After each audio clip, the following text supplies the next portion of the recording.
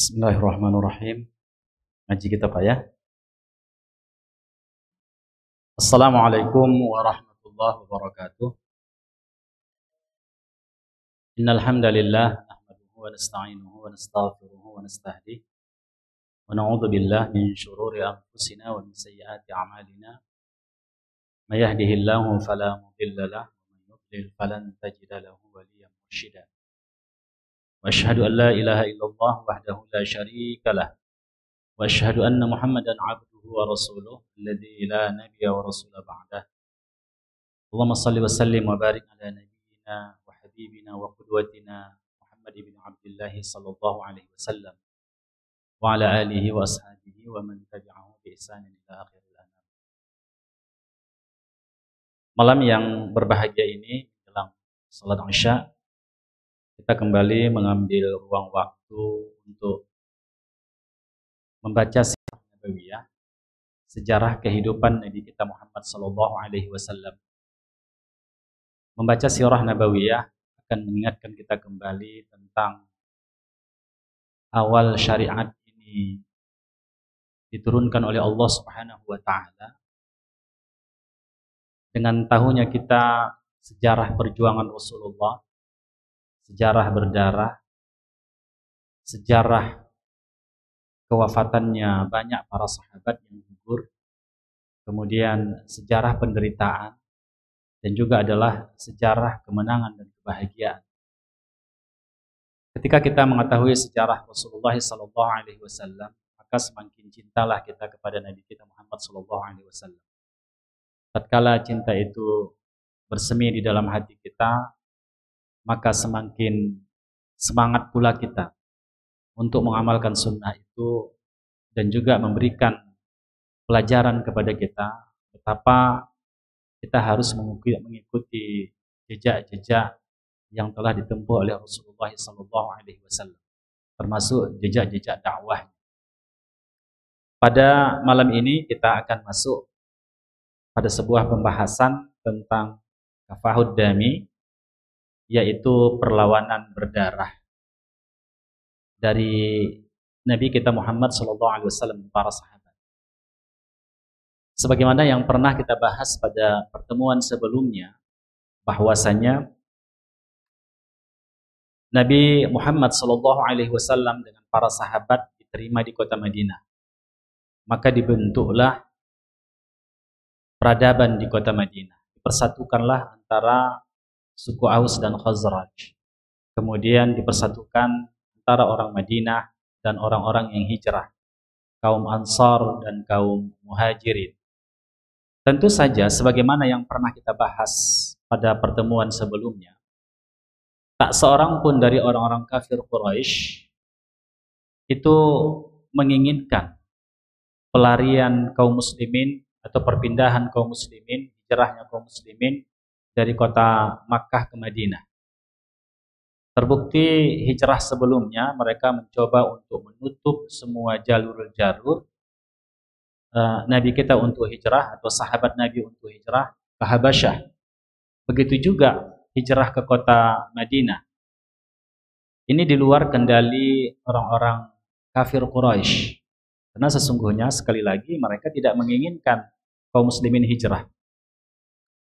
Hanya orang-orang tertentu saja yang berani secara terang-terangan untuk menyatakan kehijrahan mereka, kepindahan mereka. Itu diantaranya adalah Umar ibn Khattab.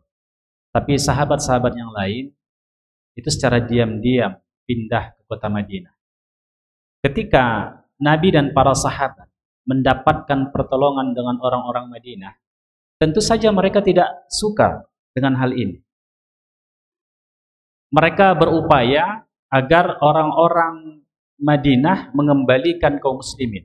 Ini akan kita lihat nanti di dalam kajian kita pada malam ini.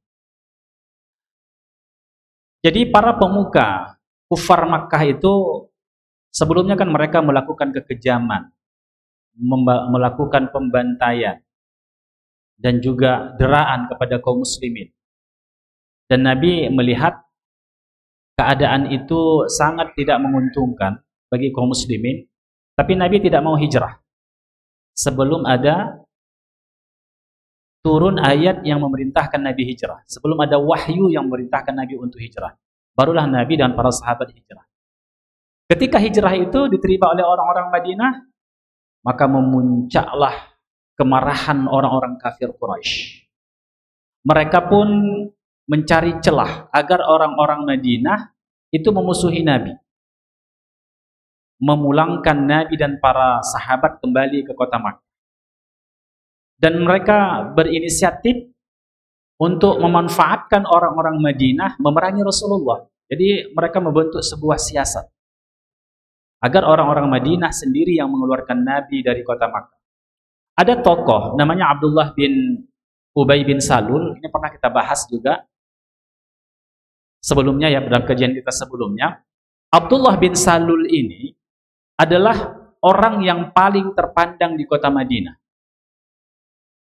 Sebelum Nabi hijrah, kan orang Aus, suku Aus dan Khazraj berperang. Tetapi mereka akan mengangkat seseorang juru damai, seseorang yang akan mengendalikan kota Madinah agar tak terjadi lagi pertumpahan darah. Tokoh yang akan diangkat itu adalah Abdullah bin Ubay bin Salul. Tokoh kufar Quraisy itu ya. Abdullah bin Ubay bin Salul. Dia akan diangkat menjadi raja di kota Madinah itu. Tapi dengan datangnya beberapa orang-orang Madinah ke kota Makkah, itu anak-anak muda kemarin yang kita bahas itu kan. Akhirnya mereka masuk Islam dan mereka menyiarkan Islam di kota Madinah, dan orang-orang Madinah banyak yang tertarik untuk masuk ke dalam Islam. Dan akhirnya apa? Abdullah bin Ubay bin Salul ini tidak jadi diangkat menjadi raja di kota Madinah. Sakit hati dia enggak? Sakit hati, ya. Dia sakit hati kepada Rasulullah. Sudah di depan mata kekuasaan itu, tapi dengan Islamnya orang-orang Madinah, maka runtuhlah kekuasaan. Ini celah ini. Dipandang oleh orang kafir Quraisy. Dan ternyata Abdullah bin Ubay bin Salul itu tidak masuk Islam pada awal dakwah Nabi SAW. Tidak masuk Islam. Dia tetap menyembah berhala. Makanya tokoh Quraisy itu mengirim surat kepada Abdullah bin Ubay bin Salul. Jadi agar apa? Agar Abdullah bin Ubay bin Salul ini menyahuti apa yang diinginkan oleh orang-orang musyrikin. Di antara bunyi surat itu adalah innakum utitum sahibana wa ana nuqsimu billahi la yuqatilunnahu wa la nukhrijannahu aw lasirana ilaikum bi ajma'ina hatta nuqatila maqatilakum wa nastabiha nisa'akum. Ini di antara redaksi yang ditulis oleh orang-orang kafir Quraisy kepada Abdullah bin Salul ya. Sesungguhnya sahabat kami itu telah hadir ke negeri kamu, datang ke negeri kamu. Maksud sahabat di situ adalah Nabi kita Muhammad SAW. Sungguhnya kami bersumpah dengan nama Allah. Nah, coba, ikhwah, coba lihat lagi ini. Kami bersumpah dengan nama Allah. Orang kafir itu bersumpah dengan apa? Dengan nama Allah Subhanahu wa taala. Karena mereka memang beriman kepada Allah, orang kafir itu. Mereka meyakini rububiyahnya Allah, Allah yang menciptakan semesta. Itu orang kafir Quraisy. Mereka meyakini Allah yang menciptakan alam semesta ini, Allah yang mengaturnya, Allah pemiliknya. Tapi mereka kafir itu kenapa? Karena mereka beribadah kepada Allah dan beribadah juga kepada selain Allah. Yaitu kepada Lata, Uzza, wa Manata, wa Hubal, Ya'ud, Nasr, kan begitu? Mereka beribadah kepada Allah, beribadah kepada mereka.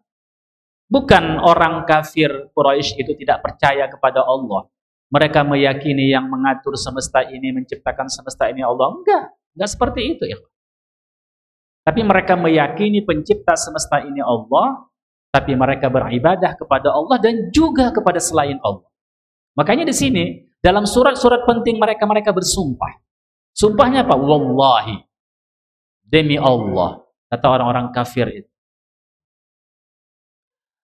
Kami bersumpah dengan nama Allah, kami hendaklah kamu memerangi Muhammad. Atau kamu mengeluarkan Muhammad dari negeri kamu.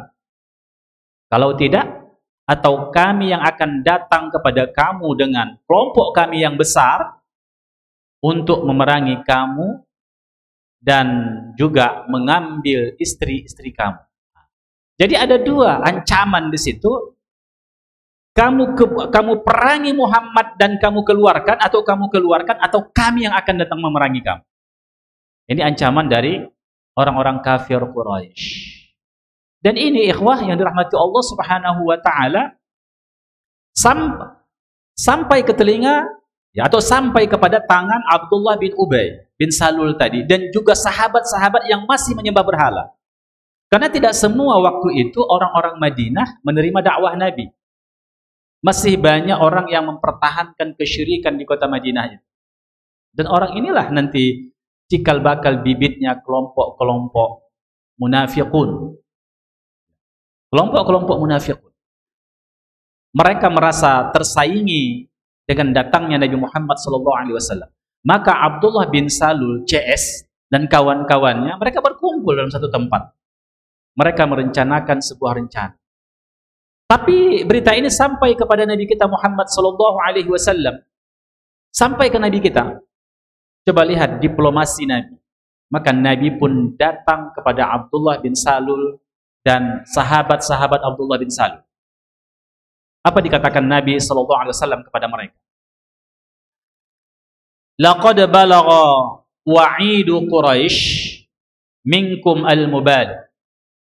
Ma kanat takidukum bi akthar ma turiduna an takidu bihi anfusakum. Turiduna an tuqatilu abna'akum wa ikhwanakum. Jadi kata Nabi, sungguh telah sampai ancaman orang Quraisy, ancaman yang dahsyat, yang sangat dahsyat kepada kamu, yang sangat mengguncangkan kamu. Itu adalah sebuah tipu daya yang lebih besar yang mereka inginkan dari ancaman itu terhadap diri kamu. Agar kamu apa? Memerangi anak-anak kamu dan saudara-saudara kamu. Karena yang masuk Islam itu, orang-orang Ansar itu siapa? Adalah orang-orang Madinah. Anak-anak dari keturunan orang-orang Madinah. Termasuk di situ, diantaranya adalah keluarganya Abdullah bin Ubay bin Salul.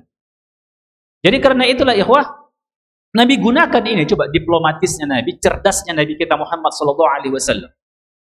Ketika mendengarkan itu, maka betul juga ya, kata mereka. Akhirnya apa? Nanti kami ikuti cerita orang-orang kafir Quraisy, orang-orang Makkah. Akhirnya kami berperang sesama kami. Padahal, betapa lamanya kami memadamkan api permusuhan antara Aus dan Khazraj. Dan ini diadu domba antara orang-orang yang masuk Islam dan yang belum masuk Islam. Berarti akan terjadi pembunuhan. Jadi klasifikasinya bukan lagi Aus dan Khazraj, tapi Muslim dan non-Muslim. Dan orang Ansor yang sudah masuk Islam cukup banyak, ikhwan. Maka saudara-saudara, pengikut-pengikut atau kelompok Abdullah bin Salul ini menyadari keberadaan ini dan mereka pun bubar.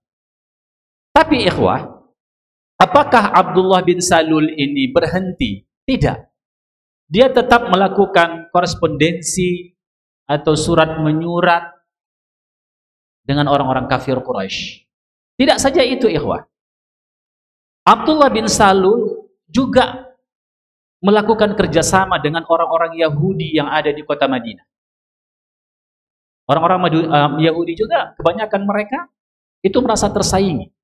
Kalau dulu mereka lah mengendalikan ekonomi dan mengendalikan tentang keagamaan. Mereka seakan-akan di atas strata yang tinggi. Orang-orang kafir itu menyembah berhala, mereka menyembah Allah Subhanahu wa taala. Maka mereka menganggap mereka lah orang yang sangat tinggi kedudukannya. Tidak saja di sisi manusia, di mata manusia, tapi juga di mata Rabb pencipta semesta. Namun ikhwah yang rahmati Allah Subhanahu wa taala, orang Yahudi juga takut bergerak. Kenapa? Karena sudah ada perjanjian dengan Nabi kita Muhammad SAW. Ini sudah kita bahas kemarin ya. Jadi muahadah ma'al Yahudi, ada perjanjian dengan orang-orang Yahudi. Tetapi kebencian itu terus memuncak di tengah-tengah kota Madinah dari orang-orang munafikun dan orang-orang Yahudi. Nanti akan kita lihat nanti puncaknya pada pengkhianatan dan juga membatalkan perjanjian itu sepihak oleh orang-orang Yahudi. Baik. Pada waktu itu ikhwah, coba kita lihat. Masjidil Haram itu dimonopoli oleh orang-orang kafir Quraisy. Ka'bah dimonopoli oleh orang-orang kafir Quraisy. Sewaktu Sa'ad bin Mu'adz, ini Sa'ad bin Mu'adz ini salah seorang tokoh yang ada di kota Madinah. Ini tokoh yang ada di kota Madinah. Dia ingin melaksanakan umrah. Mungkin nazarnya, karena orang-orang Arab ketika mereka bernazar untuk umrah, maka mereka akan melakukannya. Dan mereka takut tidak melakukan nazar itu. Istilah orang kita sini kualat. Walaupun tak ada istilah kualat di dalam Islam, ya kan begitu. Mereka takut tidak melakukan nazar. Jadi dia berangkat ya. Sa'ad bin Mu'adz ini berangkat ke kota Makkah. Di kota Makkah itu, ingat antum namanya Umayyah bin Khalaf. Itu di antara tetangga Nabi dan di antara sosok yang didoakan Nabi mendapatkan kenistaan. Iya kan? Kenapa? Karena ini tokoh inilah termasuk di antara yang menentang Islam. Yang luar biasa sekali. Dan ini tetangga Nabi Muhammad SAW. Tetapi ini memiliki hubungan persahabatan dan dagang dengan Sa'ad bin Mu'adz di Madinah. Karena kan begini ikhwah, itu kan rute perjalanan orang-orang Makkah mau ke Syam, itu kan melalui kota Madinah. Melalui kota Madinah. Jadi Mu'adz menggunakan itu. Mereka takut mengguit, istilah kita sih mengguit ya. Mu'adz ya, Sa'ad bin Mu'adz, kenapa? Karena rute perdagangan itu takut nanti dikacaukan oleh Sa'ad bin Mu'adz. Jadi dia singgahlah di rumah Umayyah bin Khalaf. Faqala li Umayyah, dia mengatakan kepada Umayyah, "Unzur li sa'atan khalwatan la'alli an atufa bil bait." Berikan aku sedikit waktu. Ya. Tadi awalnya kan berkunjung kepada Umayyah bin Khalaf, tapi dikatakan berikan aku sedikit waktu agar aku bisa tawaf di Baitullah. Karena ini tadi sudah terjadi ketegangan antara orang Madinah dan orang Makkah. Kan begitu? Maka Umayyah bin Khalaf itu mengawani Sa'ad bin Mu'adz untuk tawaf. Karena dia takut nanti ada orang Makkah yang menyakiti Sa'ad bin Mu'adz. Kalau itu terjadi itu berbahaya sekali. Maka fakharaja bihi qariban min nisfin nahar. Maka dia pun keluar. Ya, Umayyah bin Khalaf bersama Sa'ad bin Mu'adz keluar pada tengah hari itu. Falaqihi ma Abu Jahal. Lalu mereka jumpa dengan Abu Jahal. Bertemu dengan Abu Jahal. Abu Jahal juga keluar. Jadi tempat nongkrongnya itu orang-orang kafir Quraisy itu di mana? Di Ka'bah. Bukan di kafe, tidak. Tapi di Ka'bah. Semakin solihnya mereka. Tapi solih perspektif mereka lah pula. Kan begitu kan? Solihnya mereka nongkrongnya di Ka'bah. Bayangkan. Di sekitar Ka'bah. Di Masjidil Haram itu. Tapi mereka salah, itu aja problemnya. Karena mereka tidak mau menerima Islam. Begitu loh. Mereka sangat menghormati Ka'bah. Maka mereka selalu, kalau tidak ada pekerjaan mereka tidak safar, mereka tidak ada pekerjaan di rumah, tidak ada peperangan, maka mereka nongkrongnya itu di Ka'bah. Bayangkan. Nongkrongnya di Ka'bah ya. Dan memang disitulah berhala-berhala mereka. Disitulah berhala mereka, 360 berhala itu kan. Baik. Jadi jumpa dengan Abu Jahal. Faqala, ya Aba Safwan. Wahai Aba Safwan. Aba Safwan ini kunyah dari Umayyah bin Khalaf. Kunyah tahu Pak kan? Kata Abu, kata Ummu. Ya, itu namanya kunyah itu ya. Jadi di antara sunnah kita kan begitu. Dipanggil Abu. Ada nama kita. Ya kan? Lalu kita punya anak, maka dipanggil Abu. Misalnya siapa nama anak kita? Syaukin namanya. Maka dipanggillah Abu Syaukin. Apa Abu Syaukin, Pak? Syauk itu duri. Banyak durinya kan, durian maksudnya. Kayak gitu kan? Abu Bakar. Iya kan? Abu Quhafah. Jadi sering begitu orang Arab. Dan Nabi kita dipanggil dengan Abu apa? Abu Qasim. Abul Qasim. Itu Nabi kita Muhammad SAW. Maka kita tidak dilarang untuk menggunakan kunyah Abul Qasim. Karena itu hanya kunyah bagi Nabi kita Muhammad SAW. Kecuali nama, tapi nama tidak dilarang kita menggunakan nama Muhammad, kan begitu. Baik, ikhwah yang mati Allah Subhanahu wa taala. Berjumpa di situ. Lalu ditanyalah tadi Abu Safwan tadi, yaitu Umayyah bin Khalaf, "Man hadza ma'aka?" Siapa orang yang bersamamu ini? Faqala hadza Sa'ad. Lalu dia berkata, "Ini Sa'ad." Wah, langsung Abu Jahal itu mendidih. Dia kenal Sa'ad itu siapa, tokohnya Madinah. Dan dia adalah setelah memeluk Islam. Dan dia membantu Nabi kita Muhammad dan para muhajirin. Mendidih Abu Jahal itu ya. Ala araka tatufu bimakkah amnan wa qad utitu as-sabah? Bukankah engkau mengetahui bahwa Makkah ini kan aman? Ya, tetapi engkau sendiri yang cari-cari masalah, kira-kira begitu. Engkau bantu pelarian dari kota Makkah ini, musuhnya orang-orang Makkah, musuhnya orang-orang Quraisy. Za'amtum annakum tansurunahum. Engkau menolong mereka. Wa ta'inahum. Wa ta'inunahum. Dan kamu membantu mereka. Ama wallahi. Demi Allah, coba lihat. Abu Jahal bersumpah dengan apa? Dengan wallahi. Itu bukan dengan wallata wal uzza, bukan. Tapi dia bersumpah dengan wallahi, demi Allah. Karena itulah ikhwah yang dirahmati Allah Subhanahu wa taala. Kita ini bertuhan. Jadi seorang muslim tidak cukup hanya meyakini Allah pencipta semesta. Tapi kalau kita masih melakukan kesyirikan, masih melakukan ritual-ritual animisme kah itu, dinamisme kah itu, politeisme kah itu, atau Hinduisme kah itu masih lagi diamalkan. Lihat, orang jahiliyah itu dikatakan kafir oleh Allah. Qul ya ayyuhal kafirun. Bukan karena mereka tidak meyakini Allah pencipta semesta, tidak.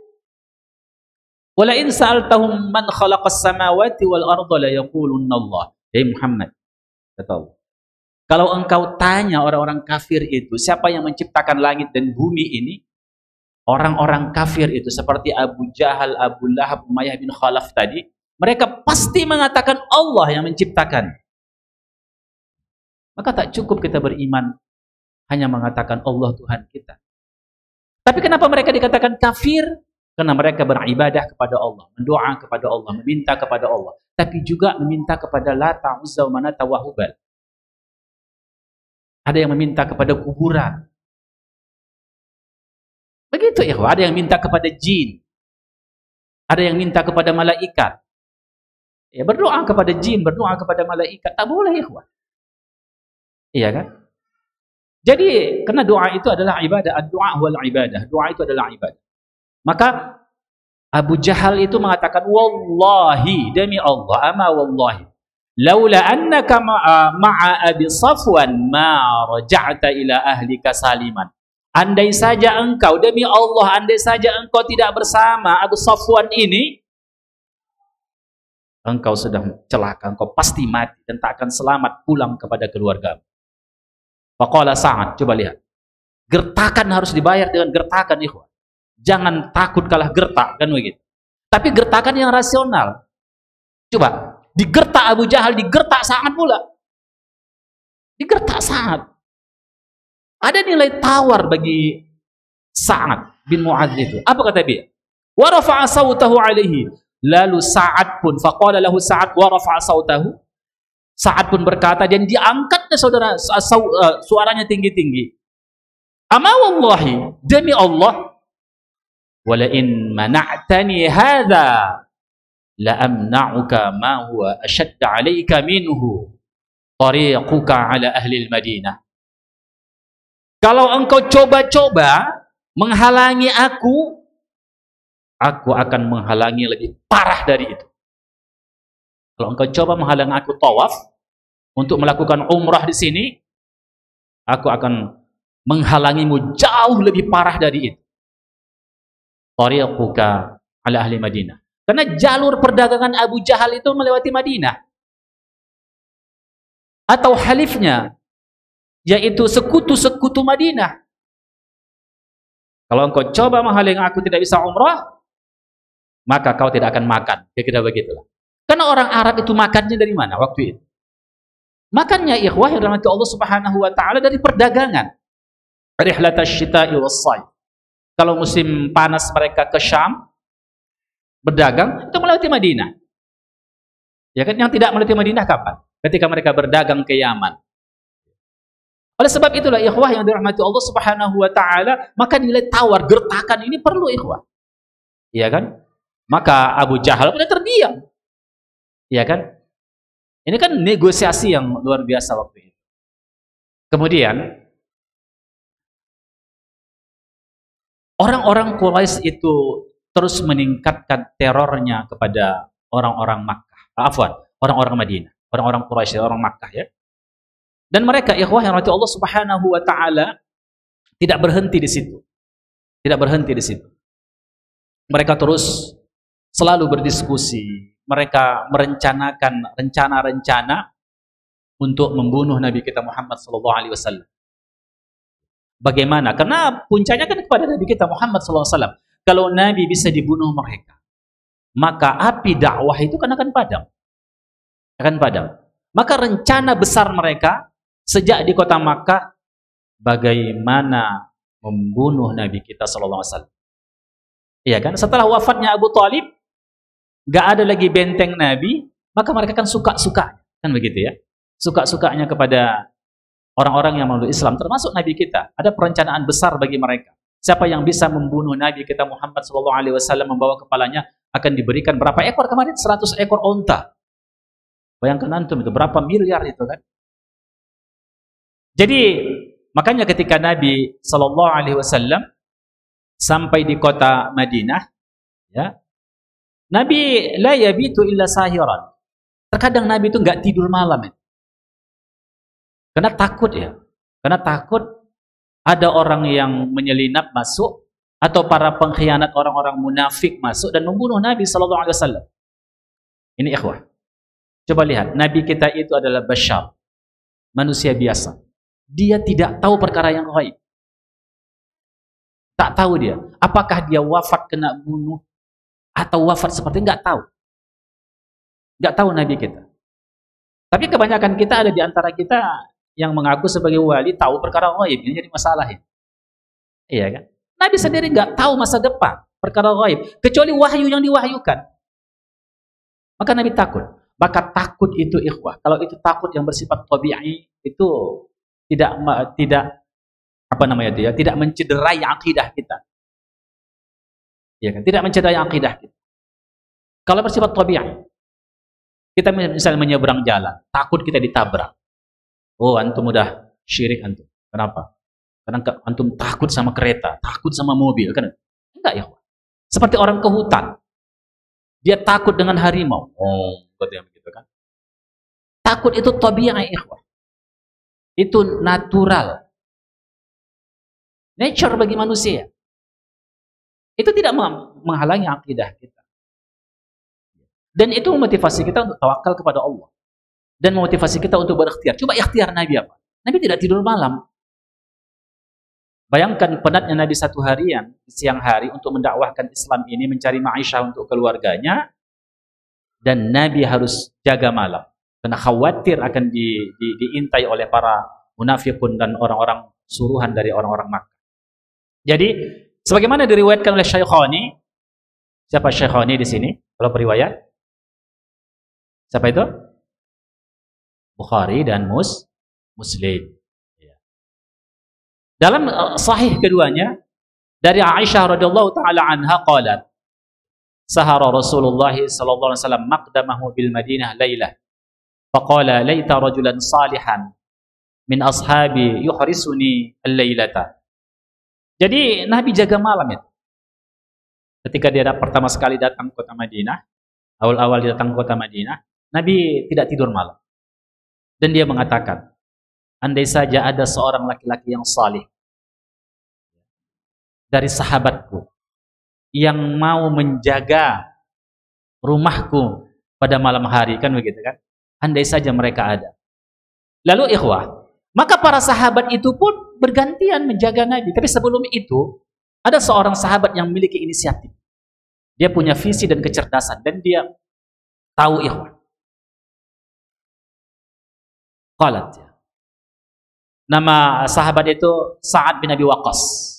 Itu Sa'ad, dia khawatir, ini jangan-jangan nanti ada yang mengintai Nabi, kan begitu kan? Jangan-jangan ada yang akan membunuh Nabi. Maka dia malam bergerak ke rumah Nabi, menghunus pedangnya. Pedang itu berbunyi tring, kan begitu kan? Kalau dibuka dari sarungnya, kan begitu. Lalu didengar oleh Nabi. Wa kadzalika sami'na khoshatas silah, gemercingnya pedang itu. Lalu Nabi bertanya, "Man hadza?" Siapa ini? Qala, dan dia berkata, "Sa'id bin Abi Waqqas." Saya adalah Sa'id bin Abi Waqqas, sahabat Nabi. Faqala lahu Rasulullah. Lalu Nabi bertanya, "Ma ja'aka bik?" Apa yang membuatmu datang kemari? Faqala, "Waqa'a fi nafsi khaufun ala Rasulillah SAW." Aku takut sesuatu terjadi kepada Rasulullah SAW. Faji'tu, aku pun hadir. Untuk apa? Uhrisuhu, agar aku bisa menjaga Nabi. Maka Sa'ad bin Abi Waqqas itulah menjaga Nabi, dan juga akhirnya bergiliran para sahabat menjaga Nabi kita Muhammad SAW. Lalu ikhwan Allah Subhanahu wa taala, fada'alahu Rasulullah tsumma nama. Lalu da'alahu. Kalau da'alahu berarti Nabi mendoakan kebaikan kepada Sa'ad bin Abi Waqqas. Lalu Nabi pun mendoakan Sa'ad bin Abi Waqqas. Ini ikhwah, coba ini perhatikan bagus-bagus ya. Kalau ada orang berbuat baik kepada kita, sunnahnya itu adalah didoakan dia kembali agar mendapatkan kebaikan. Kalau orang berbuat baik kepada kita, maka kita doakan dia. Seperti orang memberi sesuatu kepada kita, maka sunnahnya adalah jazakallahu khairan. Semoga Allah membalasi kebaikan kepadamu. Bukan hanya syukron, bukan itu ya. Bukan terima kasih, bukan itu. Apa arti terima kasih? Engkau baik, kan itu artinya kan. Aku berterima kasih, kan begitu. Tidak cukup itu ya, Pak. Tapi adalah syukran wa jazakumullah khairan. Wa jazakallah khairan. Terima kasih. Maka doakan kalau ada orang berbuat baik kepada kita. Sunnahnya begitu. Lalu Nabi SAW fada'alahu Rasulullah. Nabi doakan. Da'alahu itu doa kebaikan, tapi da'a alaika itu laknat, doa keburukan. Maka lihat juga dalam bahasa Arab, ada da'alahu, ada da'a alaika. Ini da'alahu, didoakan Nabi, beliau mendapatkan kebaikan. Summa nama, barulah Nabi tidur. Coba kan, itu takut tabi'iyah. Dan itu tidak menghalangi kita untuk bertauhid dan tawakal kepada Allah Subhanahu wa taala.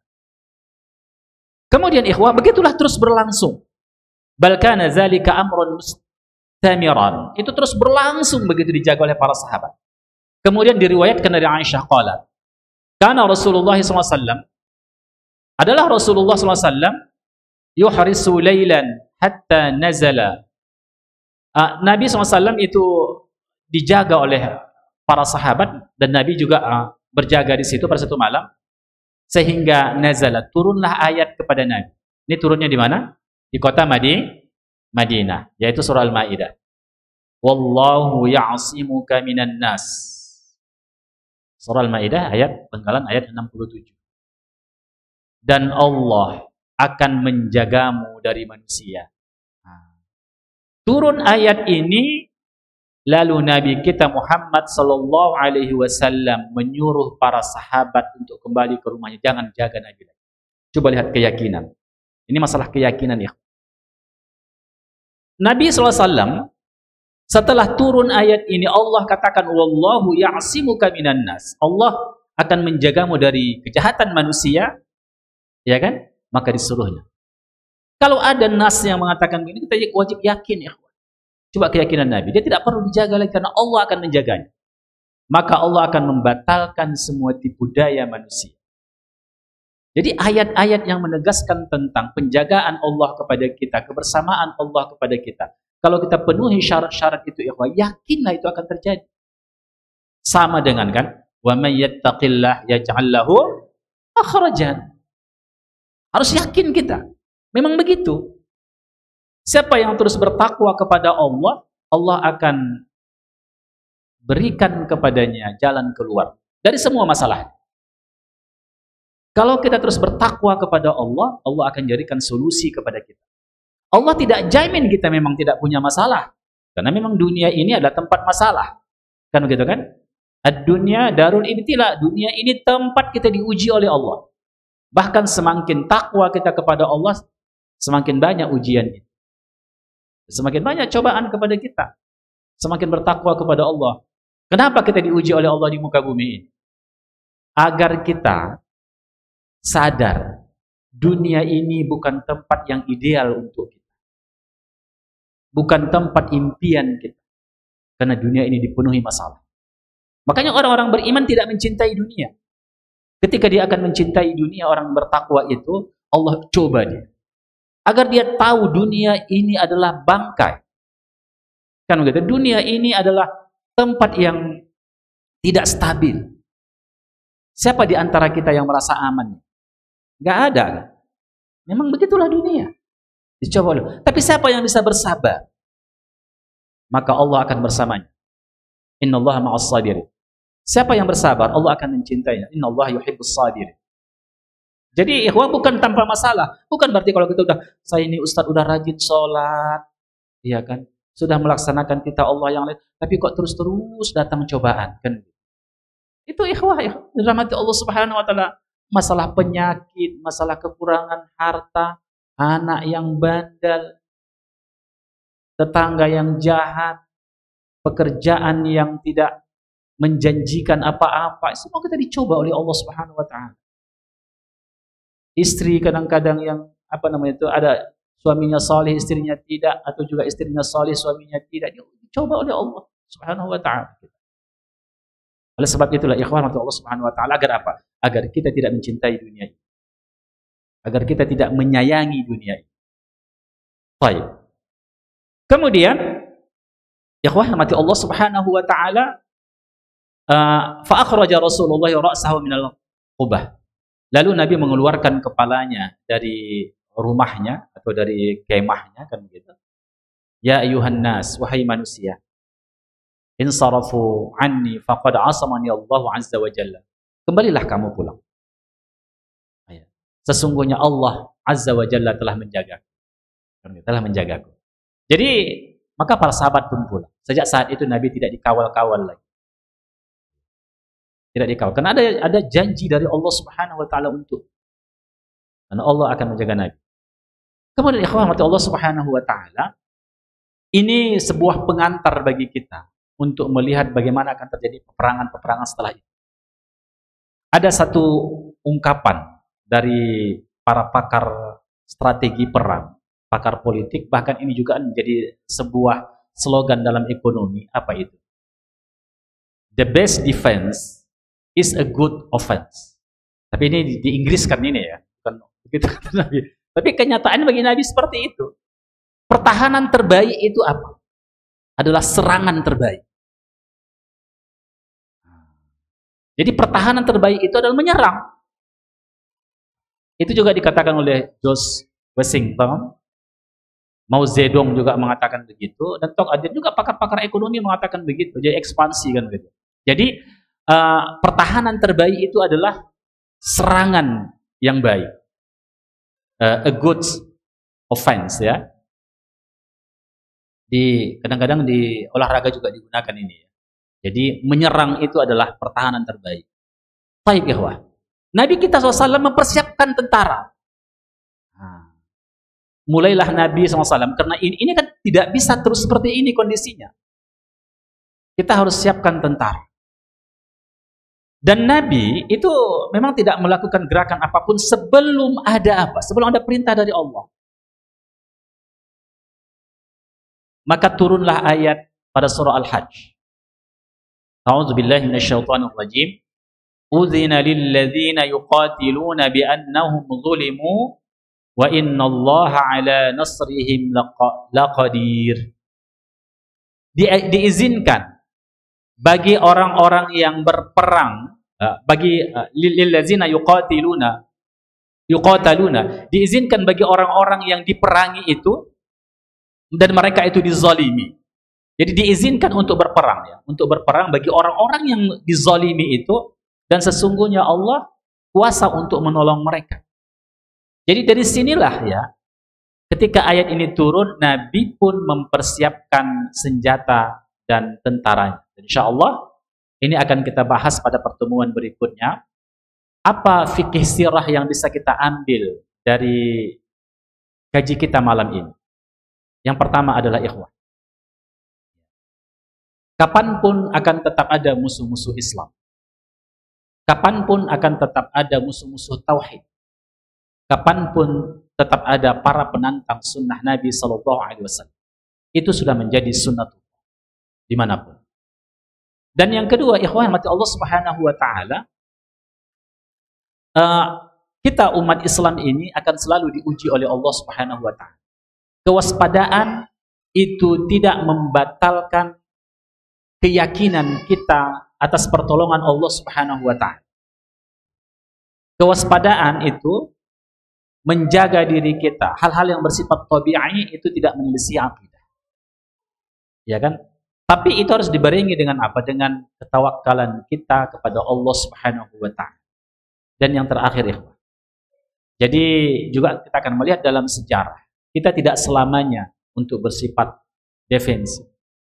Itu mengalah, tidak. Tapi ada ketika ada syariat membolehkan kita untuk melakukan ofensif, secara ofensif, maka itu kita lakukan. Jadi tidak selamanya mengalah. Tapi nanti ada penjelasan bagi kita kapan itu terjadi. Nanti akan kita lihat penjelasannya pada pertemuan yang akan datang. Subhanakallah bihamdik, asyhadu an la ilaha illa anta astaghfiruka wa atubu ilaik. Wassalamualaikum warahmatullahi wabarakatuh.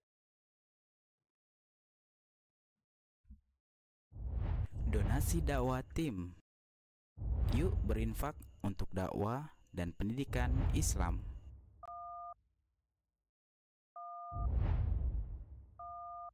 Barakallahu fikum.